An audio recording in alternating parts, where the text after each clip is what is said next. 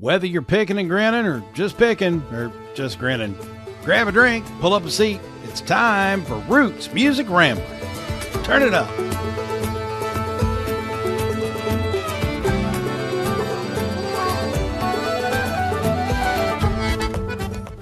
Jason, I have to ask you because I maybe have some preconceived notions about an artist that you saw live recently. So you took your daughter Katie to see Tate McRae. That's correct? right. That's right. I did. Okay. Katie and I went to St. Louis, and technically we were there to see Alessi Rose, who was the opener.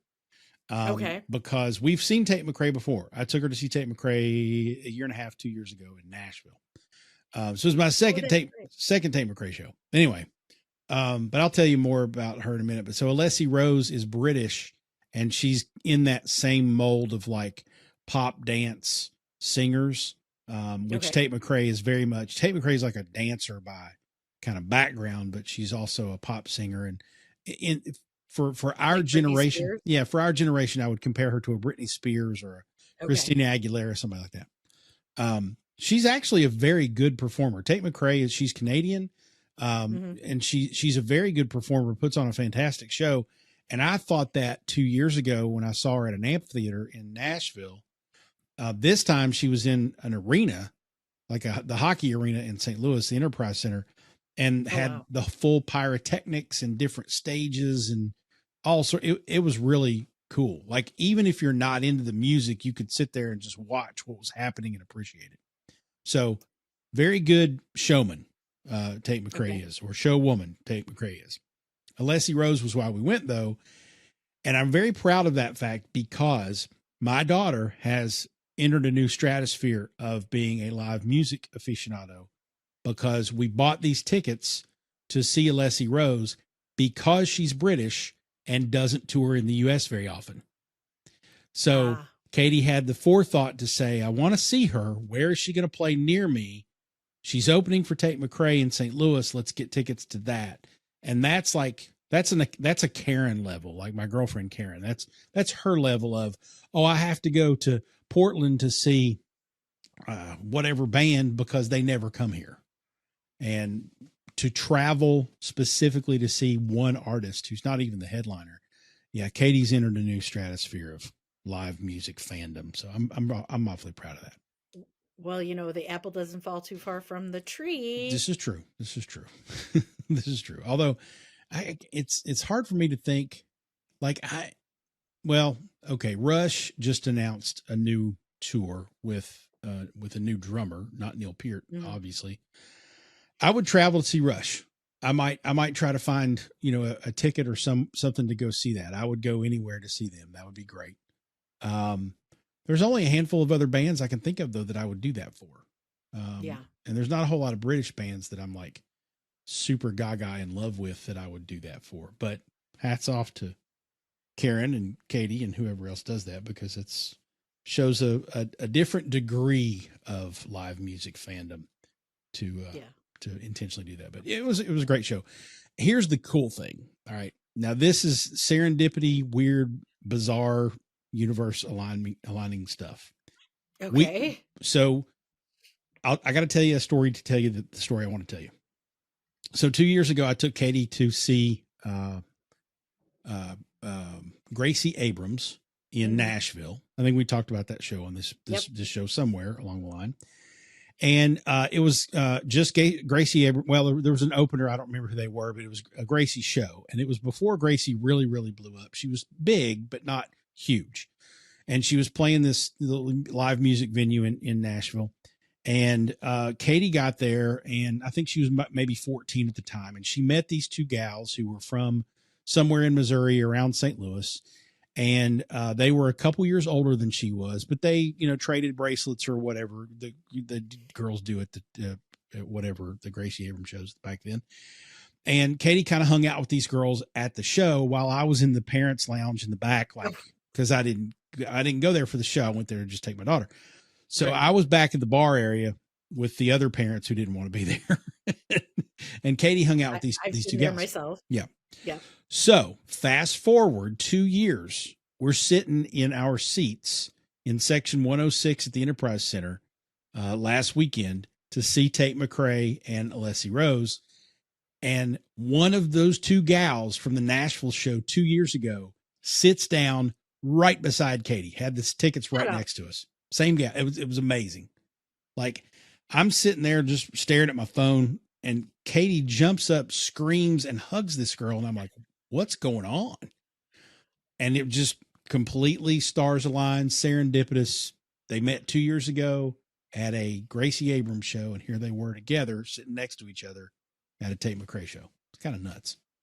That is kind of nuts, but they didn't know that each other was going to be there. Nope. And they hadn't kept in touch or anything. They've kept in touch. They I think they ran into each other, or they intentionally, like, they knew they were going to another concert together like last year, and they met up or whatever.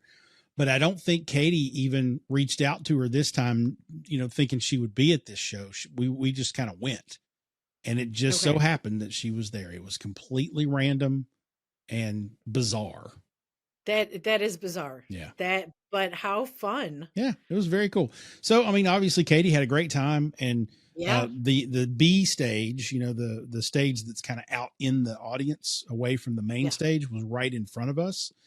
And at one point, Tate McRae comes down through the concourse, or the guts of the building, and comes out right below us. And Katie and her friend were hanging over the rail to get pictures or videos or whatever. And then Tate sings right in front of us, and it's a platform that kind of rises up in the air. So she was like eye level, and it was cool. It was really cool. I mean, again, it's not my kind of music. Yeah. But I don't mind going because it's a great show, and I love seeing Katie having a good time. And so it was a blast. We had a good time. Very nice. There you go. I don't think we'll be extending an invitation to Tate McRae to be on the show, but who knows? If she wants to come on Roots Music Rambler, we'll have her on Roots Music Rambler. I don't see any reason why we wouldn't. Yeah. And it goes back to what I said at the beginning. Anything I know about Tate McRae probably isn't favorable. Because I run in those hockey circles, right? Yes. And being Canadian as she is, I guess she was dating an NHL player. I don't know, or maybe more than one. Who knows? I just remember reading stuff about her on social media, and it wasn't very nice. Yeah. And I'm not saying that it's true. It's the only information I had about her. Sure. So she just came across to me as a puck bunny. Well, I think she's more than that. She's definitely a very talented singer and a very talented dancer, and she puts on a good show. And so I think I would call her, at least from what I understand and know about her, she's Britney Spears without the psychopathy. So I think that's where we are with her. I think she's good. She's fine. We like her. Okay. For a dad of a teenage girl, she might be a little more, let me put it this way. She might be a little less dressed oftentimes than I would prefer, as a parent, but I'm also I've been told several times that that's none of my damn business. And so keep my mouth shut, Dad. We don't care what she's wearing. I'm like, okay, fine, whatever. Yes, Katie. So there you go. Excellent. Anyway. Well, I'm glad you and Katie got to do that together and have some quality daddy-daughter time. We did. It was fun. Welcome to Roots Music Rambler. She's Frank. And he's Falls. And we're rambling on through the stories behind the music we love.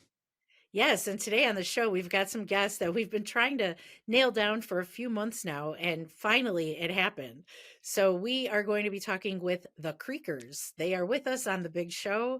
They have gone from a small bluegrass and country band to a national sensation in just a few short months, right? Thanks to a viral clip on TikTok. Is that true? That's right. They actually had they've got several things going for them lately, but their song called Tennessee became one of the most played sound bites on TikTok this past summer. It opens up with the line, "Woke up this morning dazed and confused, 1,000 miles from home." I'm not going to try to sing it because I'll butcher it. But you've probably heard that soundbite at some point on TikTok because it's been used. I think literally it was the second most used soundbite on TikTok at one point this summer. Wow. And so for whatever reason, the algorithm and TikTok users ate that line up, and the Creekers saw their streams on TikTok, Spotify, and everywhere explode. But Alan Hacker, the vocalist on that song and one of the singers in the band, also just made it a habit of doing TikTok lives 3 or 4 nights a week. And all those people using the sound suddenly realized they could connect directly with him. And that also kind of anchored their explosion. They really just became big on TikTok. That is something. And then long story short, they started headlining some festivals, got signed in September to Warner Records, and suddenly they're the biggest thing to come out of Eastern Kentucky since Tyler Childers, would you say? Yeah, pretty close. You'd be hard pressed to find another bluegrass based band to see this kind of buzz in a long damn time. And we're super lucky to have them with us. A couple of the guys are going to join us from the band. Tanner Horton is the other primary lead singer, along with Alan Hacker. The band also includes brothers Jagger and Ashton Bowling. They are the rhythm section. Jagger's on bass and backing vocals. Ashton's on the cajon and percussion. Scott Sutton is the banjo picker, and one hell of one at that. And also provides vocals on a few songs. But I think the star of the Creekers live shows, which I've seen them live a couple times now, and I don't think the guys would argue with this at all, is their fiddle player, Anna Blanton. She is nuts. Yes, and she's the fiddle player that you've seen on TikTok clips setting her bow on fire and stuff, right? She's fiddling while ziplining, fiddling while riding a horse. That's the same person? Yep, that's her. And fiddling while riding her husband's shoulders. Yeah. So definitely she adds another layer of showmanship and acrobatics to a song or two, and that really helps set their performances apart. That's right. And Anna aside, they really are a great band to see live. She brings kind of the crazy to the table too with the stunts that she pulls off, but she's a fantastic fiddler as well. Like I said, I've seen them a couple times. They never fail to deliver. There's definitely a reason Warner Records signed these guys and gal, and it's not just great songs. They're going to be a force in bluegrass and country music for the several years to come, and we're really lucky to have these folks on the show today. Absolutely. And I've listened, and I haven't seen them live yet, but I have pretty much loved everything that I've heard. So, we're excited. This is exciting. But we didn't even talk about where they're from, really, right? They hail from Hayden, Kentucky, which is the name of one of their songs.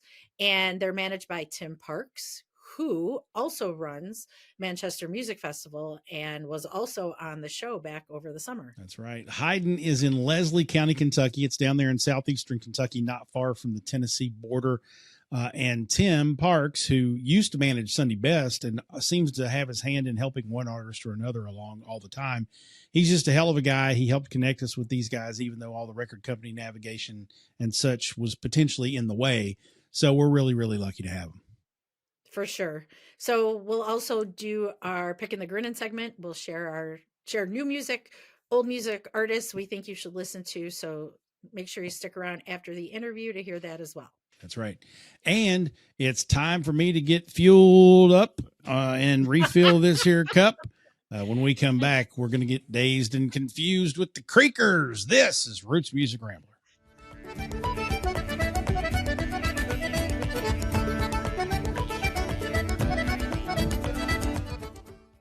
As a contractor, I don't pay for materials I don't use. So why would I pay for stuff I don't need in my mobile plan? That's why my Biz plan from Verizon Business is so perfect. Now I can choose exactly what I want, and I only pay for what I need. Right now, with my Biz plan, get our best price, as low as $25 a line. Visit Verizon.com/business to get started today. New lines only. Price per month with 5+ lines. Includes auto pay and paper-free billing and promotional discount. Taxes, fees, economic adjustment charge. Applicable add-ons, prices, and terms apply. Guarantee applies to base monthly rate and stated discounts only. Add-on prices additional. Offers in January 5th, 2026. The Hyundai Getaway Sales Event is on now with awesome deals on their most popular models, including adventure-ready SUVs like the Hyundai Santa Fe and Santa Fe Hybrid. There's also the stylish Elantra, packed with the latest tech. Or go electric with the Ioniq 5 or Ioniq 6. Visit HyundaiUSA.com or call 562-314-4603 for more details. Offers in January 5th, 2026.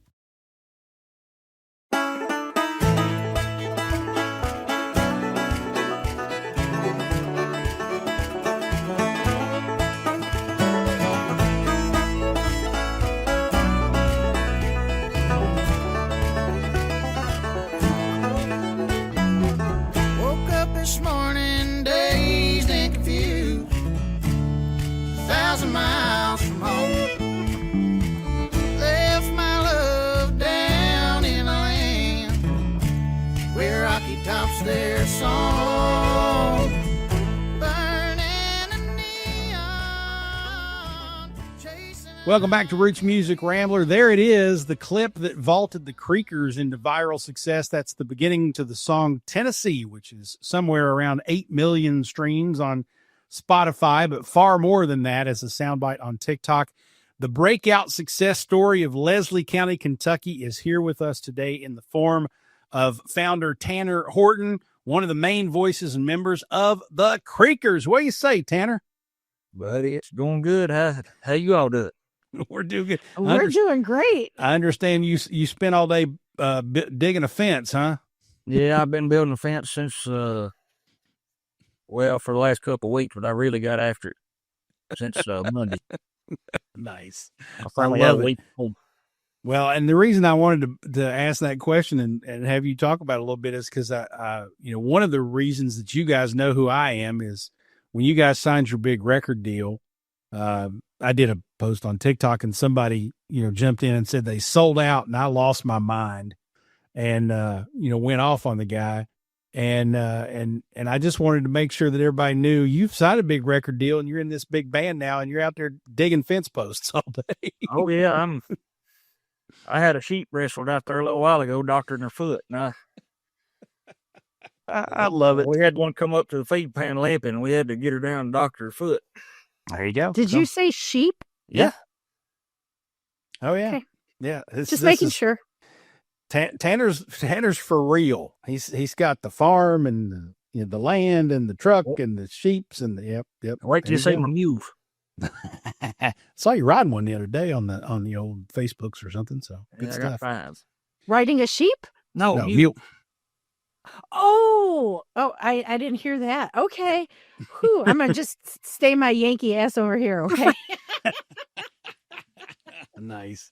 All right, so Tanner, let's go through it a little bit. You've got you and Alan Hacker, who is I believe a cousin of yours, and then you've got Ashton and Jagger Bowling, who I believe are also cousins of yours. Is that accurate? No, they're brothers, right? But they're cousins to Alan's wife.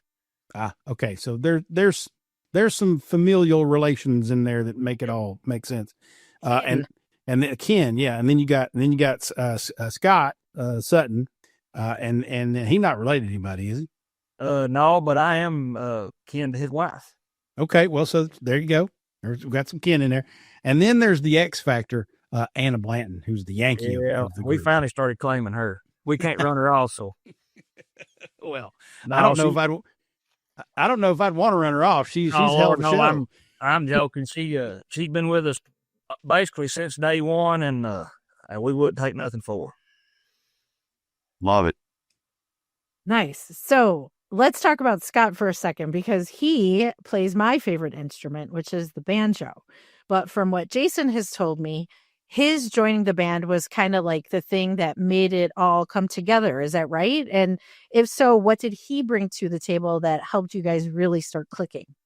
Well, I've always been a bluegrass guy, and we wouldn't. Well, I ain't gonna say we're bluegrass now, but we really wouldn't as a 4-piece before our Torment the Creek album. We was still in our doing the bar gig type stuff. We had a lot of originals, but we wouldn't. We was. I don't know how to explain it. We was country, but we wasn't bluegrass. But I've always been a bluegrass guy, and since I can remember. And I had wrote some more old-timey songs, or bluegrassy songs. And before we went to record, I got thinking, man, some of these sound pretty good with a banjo on them. And, I can play one a little bit myself, but I'm not good enough to record with one.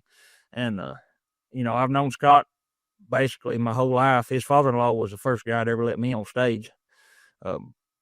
That little thing we used to do in hiding here every week. But, and Jagger, he's known him.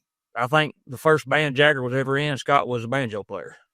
Mm-hmm. So, me and Jagger both have known him all of our life, basically. And I said, well, let me give Scott a call. We got up with him, and he said, yeah. And we just, we were just going to pay him to come in and, lay down banjo on them songs. And that's the way we come up with Anna, too. We just looking for a fiddle player. But Scott is he's done it all of his life. he's played since he was, I don't know, 10 or 11. He just, I don't know, just something about a banjo for one thing, but he's played with, I don't know how many bands. He's got the experience, he's got the know-how, he's got the talent. He's the comedian of the bunch as well. We say he's funnier than a barrel of monkeys, but well, it seems to me like he's got, and you touched on it. He's got the experience, but he's got the maturity and probably the focus and discipline to kind of bring you guys together and make you rehearse and make you get really good. Does that sound right? Yeah, he's always wanting to practice. Which I am too. But that's what he always preaches. Mm-hmm. And we don't get a lot of time. Most of our practice is on stage anymore. We don't have much time here lately, but winter's getting ready to kick up, and we're about to die down for a little while, so we got to get together. Yeah, he's always preaching on it, which I agree. Sure. Now, let me ask about Alan a bit, because as I understand it, you guys are cousins. I think you all went to high school together, but you guys didn't play together like when you were younger. This was something that developed a little bit later on, right? No, I'll just back way up here. Okay. We're basically from the same holler. Mm-hmm. He's from one fork of it, and I'm from the other fork. He's from the right-hand fork, and I'm from the left-hand fork of the same holler. And me and him, we knew each other, obviously. And I knew he was a phenomenal singer and all that stuff. And but we share a cousin that is also it's just stupid, amazing guitar player. He's a lefty too. And Alan was playing with him a lot, just whatever, sitting around on the porch mostly. And I was too, but it was never all at the same time. And then our cousin Tayton, which is the lefty guitar player, and his grandpa and my grandpa are brothers, and they have properties that neighbor each other on Lake Cumberland. And they would always go down there, and if Tayton's papa didn't have enough room for Tayton and all his buddies, he'd just go up there and unlock my papa's house and let them stay in it. I don't think my papa knew that, but I go down there one weekend to fish, and I pull up to the house, and all the lights are on, the front door was wide open. I said, what in the world? I walk in the house, and there's Tayton and Alan sitting there playing on the couch. Had no idea they was there. And we've pretty much been together ever since. Nice. Matter of fact, I think he might have wrote Lay You Down, or he might have finished Lay You Down on the porch of that cabin that weekend, if I am thinking correctly. Wow. It was one of the weekends we were down there. That was 12 years ago or more. Let me put my PR media hat on here for a second, repackage that story for you a little bit. What you need to say is the Creekers started because Alan broke into my papa's house. Well, yeah, okay, we'll do that. That's quite an origin story. Heck yeah. Yep. He just got arrested on stage again, didn't he? The other night? Oh yeah. Yeah, it was fun. For real? No. They was some the city police there in the town we were playing at in Barberville, Kentucky. All them guys are great, but they was, walking us back and forth to the stage to the green room, but it was about, they was probably 2 or 3 blocks in between the stage and the green room, and which, I didn't really think was all that necessary until we walked down the street and we got hounded, which is fine. I love that. It's kind of cool. But anyways, they was all standing around backstage, and Alan's father-in-law was like, hey, what would y'all take to go up there when we walk off and just put him in handcuffs? And he's like, hell, we'll do it for hell, I'm ready. Let's do it. And that's how that happened. Yeah, that sounds like something Shane would do. So yeah. For those who don't know, or if you were listening to the intro, Alan's father-in-law, Shane, is the guy who was up my ass for a year about you guys before you ever blew up, saying, dude, you got to listen to the Creekers. You have these guys on your show. You got to do it. And I just put him off and put him off and put him off. And then finally listened one day. I was like, oh shit, you were right. So he's good at it. Definitely. He is. He's a hawker. I've known Shane probably longer than I've known anyone. He was my next door neighbor when I was from an infant to I was about 5 or 6 years old. he was my next door neighbor. I've literally known him longer than I have anybody else around. It was a real treat to see you all drag him up on stage for Gin and Juice. That was fun. That's also something he's been doing since I was a toddler, probably. I've heard that singing Gin and Juice. Life. Yes, the Gorge version. Yeah. Oh yeah. That's a good one.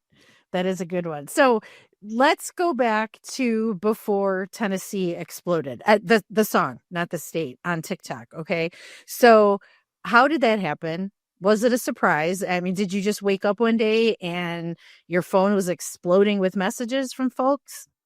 It was kind of a fluke. We got asked to go to Real Roots Radio in Xenia, Ohio. They're mostly a bluegrass radio station. And, we knew the guy that runs it. And, but we got asked to go up there and promote some bluegrass festivals for a buddy of ours, Sammy Carr. I'll throw Sammy a bone there. Sam Jam and Spirit in the Bluegrass. Love it. Bluegrass in the Bluegrass. But we went up there to promote some festivals that we were playing at for him. And, they videoed the whole thing, but it was live on the radio. And we done, 4 or 5. Well, we done everything that was on we done 3 or 4 songs off the river at ET. And, that was that. We played in Newport that night at Southgate House. We just announced another show there coming up in December. But we were playing there, and so it was only supposed to be like an hour out of the way, and it wound up turning into like 4 hours out of the way because the interstate was backed up between Cincinnati and Xenia. But it was all right. But that was why we went up there, was just to help our old buddy out. And didn't think nothing of it. And I don't know how long. I suck with dates, by the way. I'm terrible. I've usually got Jagger or Ashton here to correct me on stuff like that. But it was a short while later. We'll just put it like that. A few weeks, couple weeks, something like that. I woke up one morning and John Lynn had already been up. She said, "Y'all are blowing up on TikTok." I said, "What are you talking about?" She said that Real Roots video of Tennessee is like at 150,000 views, and it had just been posted like the day before or something like that. And I was like, "Oh crap!" Which 150,000 views is pretty daggone good. And well, if y'all know me, I didn't think nothing else of it. I went to go do whatever. Just because, I don't know. Build a fence. It takes a lot to excite me. Or on some stuff, it takes a lot to excite me. Well, I just went on about my day. That night, I went and looked, and it was at like 500,000 views. I was like, "Oh, crap." Or the next night, or whenever it was. I can't remember. But it was that night or the next day, I looked, and it was like 500,000 views. I was like, "That's stupid." I mean, in a good way. And then after it turned over 1 million, that's when we started getting emails and phone calls and emails and phone calls and emails and phone calls. And I think we done like 18 Zoom calls in a week. Yep. With different people. And yeah, that's how that happened. That's crazy. Wow. That's so much fun. I remember watching it happen and, just rooting for you guys the whole time. It was just neat to see it blow up, and obviously the snowball keeps rolling down the hill, which is great. Real quickly, I got to ask about Anna. I happen to know, as you mentioned earlier, she's the Yankee out of the bunch, meaning she lives in New Albany, Indiana, up here around Louisville. So first, how did you find her? And second, how did you pry her away from the 42 other bands she plays with? Because she's like a known commodity in these parts. And, I wouldn't have expected her to wind up with, no offense, a ragtag bunch of dudes from Hyden, if you know what I mean. Well, that goes back to recording Pour Me in the Creek. We got the banjo. Scott was in to record, and I was like, "Well, heck, we need a fiddle player now, or a mandolin player, or somebody. We need something to play something that's not a guitar or a banjo or a bass or a cajon." I really didn't care what it was, dobro, whatever. If we could find a good dobro player, we just want something else to add to it. And our very first, I don't know if a lot of people probably don't remember this, unless you've been with us since day one. We had an EP out that we recorded right in this back bedroom of my house here. and it was called Homesick. That was the first recording we ever done. I think it cost us like $400, and we done it. We moved the bed out, put the mattress up against the wall to block as much noise as we could, hung quilts over the walls, and that's where we recorded. We had Ashton playing the cajon straight down the hall in what's now my kid's bedroom, because it was just a recording nightmare in that one room with that cajon. But we had a guy that I've known for a long time. He's originally from Hazard, but he's played with Tyler Childers. He's played with everybody. Scott Napier. I don't know if you know Scott. He's married to one of the Price sisters. Yep. They do that Bill Monroe type bluegrass, which they're great. I've known them all for a long time. But anyways, Scott stopped by the house the day before we was going to record, and he had a mandolin strap he wanted me to work on. I've got a little leather shop. And I tinker on stuff like that. And he had as a matter of fact, it was Doyle Lawson's mandolin strap that Doyle had gave him. He said, can you size this strap from, to me, it's been, sized up to Doyle. And I said, yeah. And while he was there, I said, hey, we're going to record tomorrow. I said, we got one song I think would absolutely be killer with your mandolin playing on it. And he said, well, yeah. He said, play it for me right quick. And we did. And he didn't have a mandolin with him, but he recorded on his phone, went home, practiced it. Next day, showed up and done it. Like, he's who I wanted the kid to come record. Because we re-recorded the songs we had on our first EP because they were recorded in a bedroom and not in a real studio. And but we couldn't get him. I was talking to Tim. I said, man, I'm having a hard time coming up with somebody. He said, let me do some hunting around. Well, it wasn't 10 minutes. I was up in the horse lot doing something to the barn. And he called me back and he said, you ever heard of Anna Blanton? I said, nope. He said, well, look her up. So I did. I said, if she's in, I'm all for it. He said, okay. Well, I got her phone number. I recorded just on my phone everything that we wanted fiddle on. I sent it to her, and she showed up. And she'll tell you this. She said she walked in the room and just seen us standing around. She's like, what the hell is going on here? She didn't. And but we sat in and jammed. She busted that fiddle out, and Scott pulled the banjo out, and I got a guitar, and we busted off in that old fiddle tune. And she's been with us pretty much since then. That's great. Matter of fact, we got our first show as a 6-piece. We booked it at the studio. Tim texted me, said, y'all want to open up for Rhonda Vincent at Renfro Valley? And I said, yep. I asked Scott, I told Scott, I said, you in? He said, yep. And I asked Anna, I said, are you in? She said, yep. I said, okay.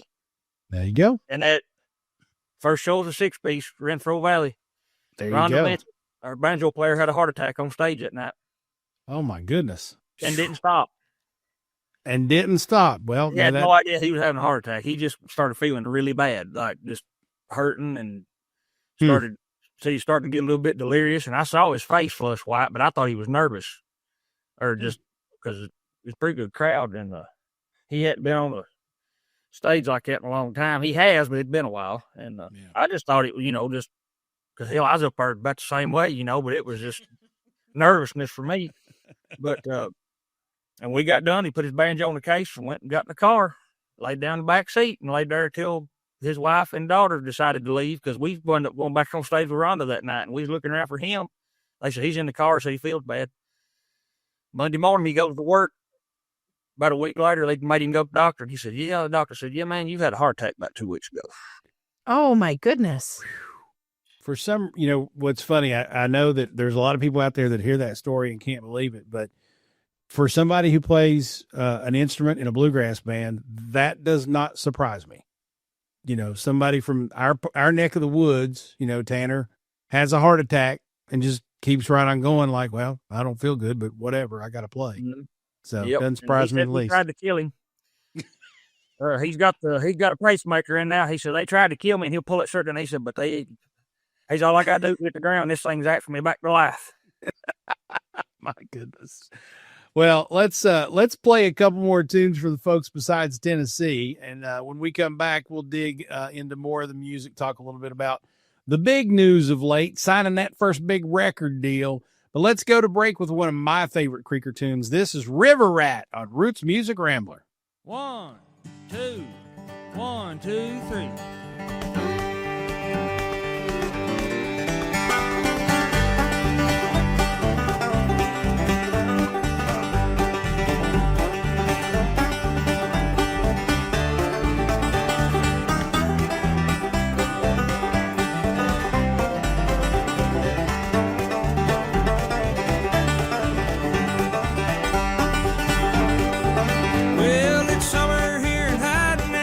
it sure ain't no joke. I'm floating down the river in the dirty old John boat. Big red worms and a rooster tail and a zip code 33. Well, it sure ain't no rich man's fun, but it suits me to a T.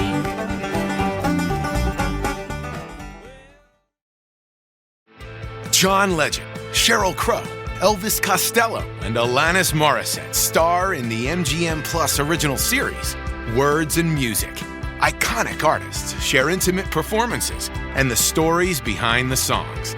Series premiere on November 30th, only on MGM Plus.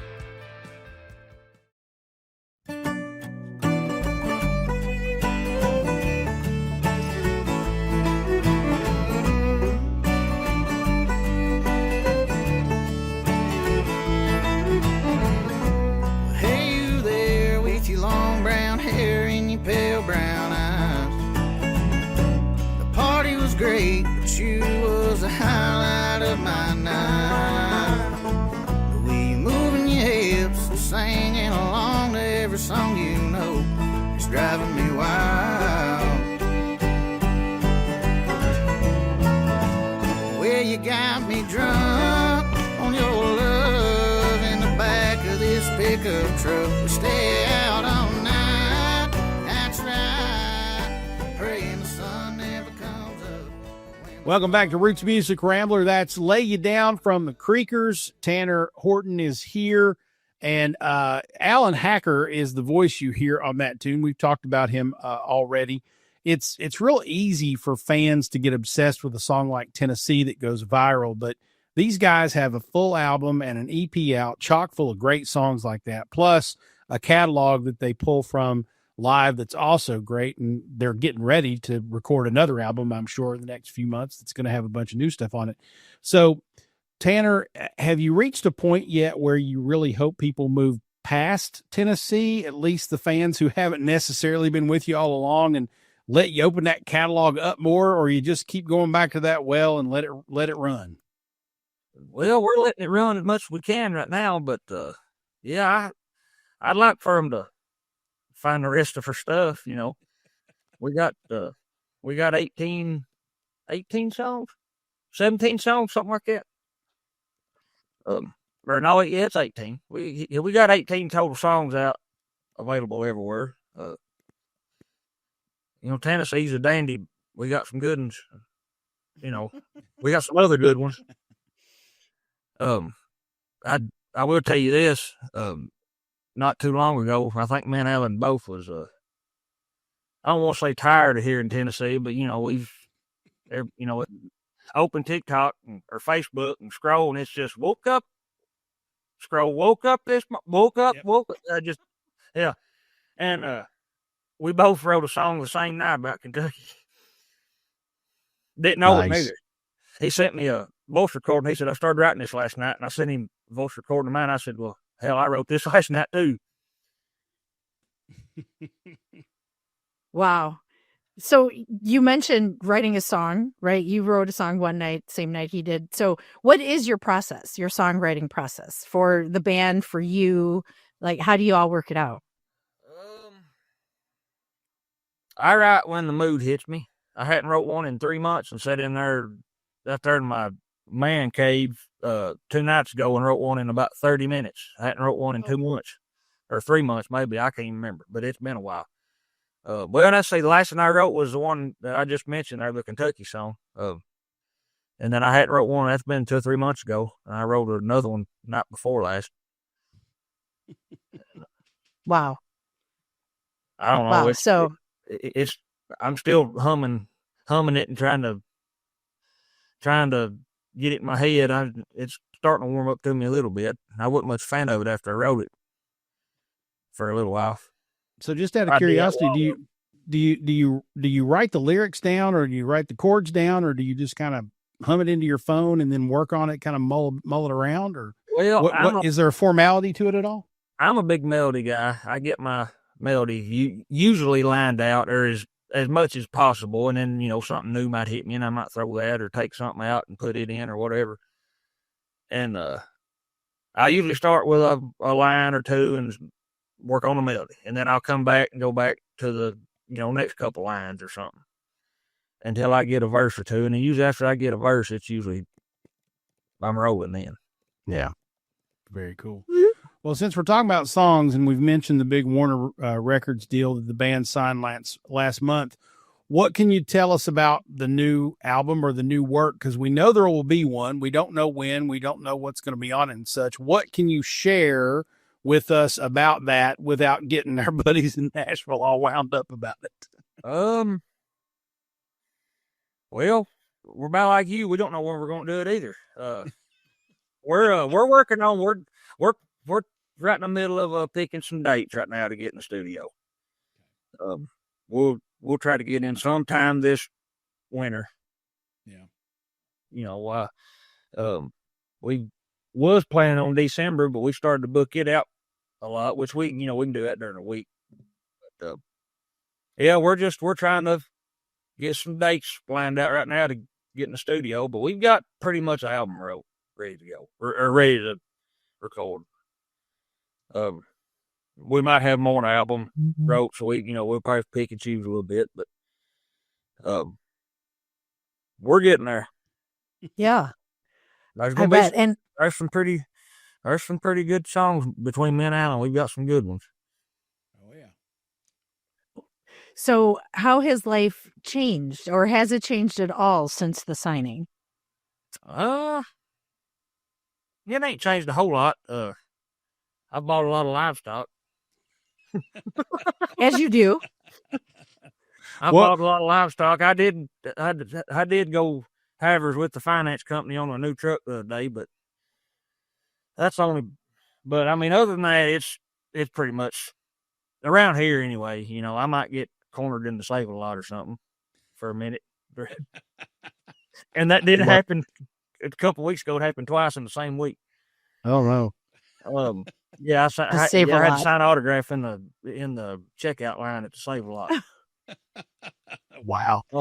Did you ever envision something like that happening, signing autographs in the Save a Lot checkout line? Nope. But I mean, other than that, we're pretty much just trucking along like we always have. We're we're staying about too busy to worry about things too much. This is the first full week I've been home and since it all happened, I think. Yeah. Oh, wow. Yeah. You guys have definitely been on the road taking advantage of that splash, which is good. So hopefully there'll be a little bit of time for you to rest and recuperate, write some songs, and then get ready to get in the studio here this winter. That'd be great. I ain't been resting much this week. I've worked like a borrowed mule.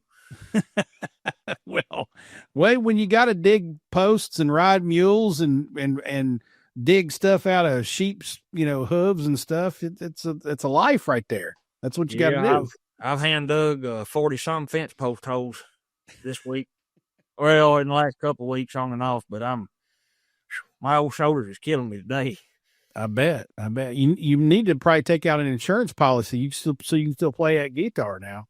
Yeah, I've been trying to watch myself not cut my fingers up too bad on that old. Now I know our podcast is about music, but this is such a cultural experience for me, such a lesson that I'm learning. This is great. This is great. I haven't lapsed too bad into my old Pike County dialect quite yet, so that's good, I guess. Not yet. I feel it coming though.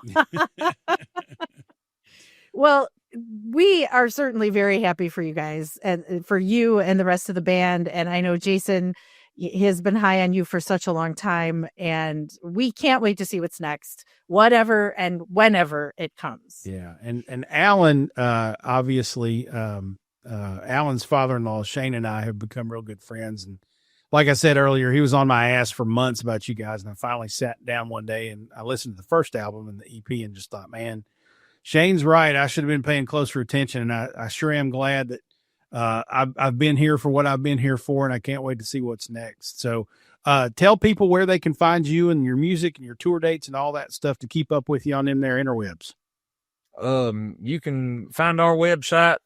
It's been changed recently, so it's the Creekers Band .inc something. I don't keep up with that stuff. But you can go to our Facebook website, links there, TikTok, or it's the links in our bio. You can find all that stuff on our website. Johnny Lynn tries to keep it pretty much updated all the time. She works like 4 jobs, including running our stuff and a full-time job. She works from home, but yeah, you can find everything on our website. I try to do, we try to do as many updates as we can on Facebook, so you don't have to go to the website. And I try to keep the TikTok up. That's a harder job than I ever anticipated. I've been when you're a big damn deal on the TikToks, it becomes difficult, doesn't it? Damn, I reckon. I've been trying to keep up with it, and I've failed a little bit the last few days. I've been trying to get some stuff caught up around here, but well, I went from posting 2 or 3 times a day to I think I posted once 2 days ago and once today. So, well, that's all right. It ebbs and flows. It'll be fine. Well, we'll make sure that there's links to all those places in the show notes so people can find you easily. Tanner Horton, thank you so much for hanging out with us. We love what you're doing. Excited to see what's next for you. I've got tickets to see a couple shows in the next few weeks. I can't wait to see you guys live because you guys always bring it. And we really appreciate the time and are happy as hell for you guys. So thanks for spending some time with us, man.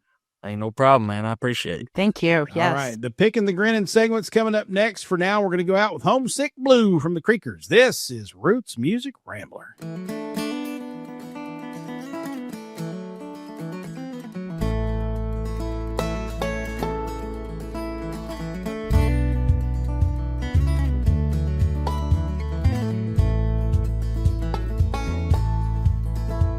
Well, spend my last dollar when I moved out of that holler. I left everything behind, everything to call mine. But I knew something could change, something needed rearranged. There's a burning fire inside, I don't think could ever die. I'm missing home, I'm missing you. Lord, I'm so blue. I'm missing home.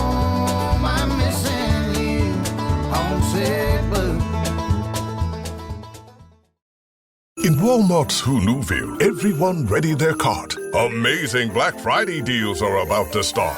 Online and in the app, such great deals to explore. Everything you love from tech, toys, and more. The days to save and the ones to remember. It's only the 25th to the 30th of November.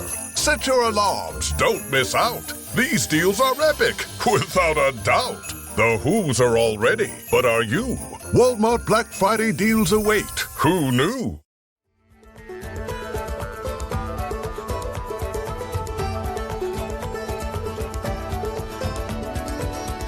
How about that? The Creekers right here on Roots Music Rambler have been chasing after those guys for a little while. In fact, it's kind of ironic. Alan Hacker's father-in-law, Shane, and I are connected on Twitter. And Shane was up my butt for a year about these guys. You got to listen to the Creekers. You got to have the Creekers on the show. You got to listen to the Creekers. And for one reason or another, I just never had time. I never took the time to really get into their music. And he kept bugging me and kept bugging me. And finally, one day I sat down and I listened to a couple songs. I'm like, oh my God, these guys are really good. So we started to get them on the show, and then they blew up. And it was like, I may have missed my shot, you know? But fortunately, I'm buddies with Shane, buddies with Tim, who happens to be their manager. And so we were able to kind of, and of course the guys also, when they signed the record deal, I posted something about it on TikTok, and one of the people, who commented on the, thing accused them of selling out by signing a record deal. And I responded to that comment on TikTok and lost my mind. Just ripped this guy a new rear end. I remember. In as polite a way as I could. But like I was screaming at him, like, whose team are you on? You can't root against these guys. Well, because of that response, like all the guys on the Creekers, the next time I went to see them, they're like, Falls, what's up? Like they love me. So I kind of, I wedged myself in there in the good favor of the Creekers along the way, which I'm sure helps grease the wheels a little bit. So But man, excellent. I love those guys, man. They're so good. I know you do. I know you do.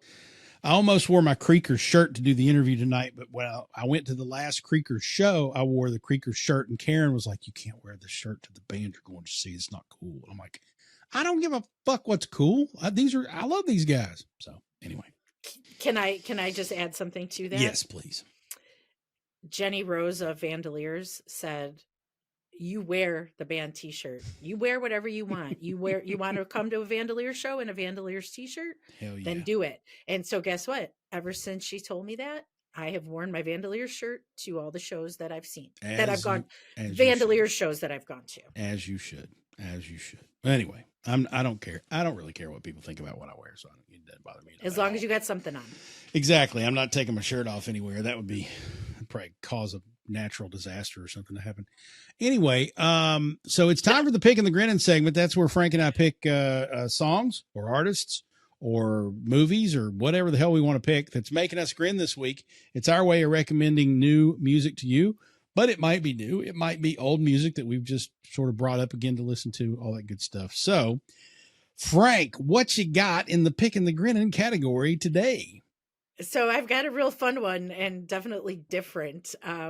This past weekend, as we're recording, Tom and I spent Sunday at Fitzgerald's. I know, shocker, right? I feel like I should have like a room there, or maybe somewhere to just keep some toiletries. I don't know. But anyway, on this past Sunday, Fitzgerald's had Honky Tonk Toberfest. Nice. Okay. So a bunch of local bands and acts played, and it was hosted by Wild Earp, who was one of my Pickin' the Grinnins, not that long ago.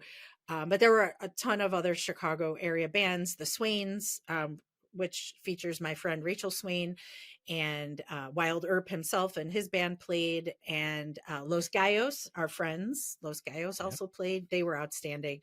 And then a new to me band called Dirndls. Okay. Now remember, this was a Oktoberfest type thing. Okay. So Dirndls, which is actually spelled Dern Dolls, Dolls at the end. So it's a play on the word that the traditional German wear that the women wear. Right. And I wasn't quite sure what to expect, but holy guacamole, they are a riot and so talented. Oh my goodness, that their set had everything. There was a clarinet. There was yodeling. There was an accordion. Okay. There was a tuba. This is all sounding very German. Very German. Holy shnikes. Tom, he lost his mind. He's like, if my Polish grandma were still alive, and we did the chicken dance. I mean, they were so much fun and so talented. I don't know their names, and I've been looking. I don't think they even have a website. So I found their Facebook and of course their Instagram, and I don't know each member's name, right? Mm-hmm. But the young lady who plays the accordion and does the yodeling, phenomenal. I mean, I want to sit down and drink a couple steins of beer with her. She was so great. And I mean, I'm dialed in now. I will not miss a time that the Dirndls play a show because they were so much fun. So I have not found them on Spotify either. So hopefully, maybe they're on YouTube. There's some videos. I didn't look, but hopefully we can track something down to share with everybody because they are just so much fun. Well, we'll find some links to wherever and put those in the show notes for everybody. The Dirndls, I like it. Sounds good. Looking forward to digging into that if we can find them. So here we go. All right, I got one for you, and this is much in the vibe of the Creekers, our guests today. And another one of our friends of the show, Bill Taylor. So Bill Taylor and the Appalachian Heathens, we interviewed them a couple months ago, and Bill is known for his TikTok and social media videos where what he calls hollering in the woods. He goes out in the middle of the woods and sings a cappella. So there's a gentleman who's much in that vibe. He's not too far away either. He's in Hazard, Kentucky. His name is Roy Cottle, and Roy Cottle works at a liquor store. And when there's nobody in the liquor store, he turns on his phone and starts singing songs a cappella in the liquor store. And he actually played at Manchester Music Fest this year. He's has a wonderful voice, incredibly talented. He's also a member of something called the Kentucky Music Mafia. And it's this blend of traditional mountain country bluegrass pickers who also rap and mix some hip hop vibes into what they're doing. They're really just kind of blurring the genres. So Roy's in that group and does a lot of singing with them. And I just was taken with him at Manchester Music Fest. He's got a great voice. And then I looked him up on the social medias, and I see that he works at a liquor store and he sings a cappella to no one in particular in the liquor store. But he sounds great. He does a lot of country covers and whatnot, but he does some original stuff too. And I just think Roy Cottle needs more people watching him because I think he's fantastic. He's got a great voice, and he was great on stage in Manchester. And I hope he gets a full band and gets out there and starts touring at some point because I think he's talented as hell. So Roy Cottle, and we'll make sure you got links to him in the show notes as well. Good stuff. Excellent. Since he works at a liquor store, maybe he can get you a deal on some bourbon. Yeah, maybe he could. I got a little bit left after the show, so maybe. Oy Dios. Roy, you got to hook me up here, brother. All right. Anyway, I think that's going to wrap it up. This has been a hell of a show, and I'm just tickled pink we had the Creekers on. Good to have them here. Roots Music Rambler is a production of Falls and Partners, copyright 2025. Our theme music is Sheepskin and Beeswax by Gentacorum. Join us online at rootsmusicrambler.com and make sure you mash that subscribe or follow button so you remember to join us for the next Hoe-Down and Throwdown. She's Frank. And he's Falls. And whatever you do, kids, ramble on.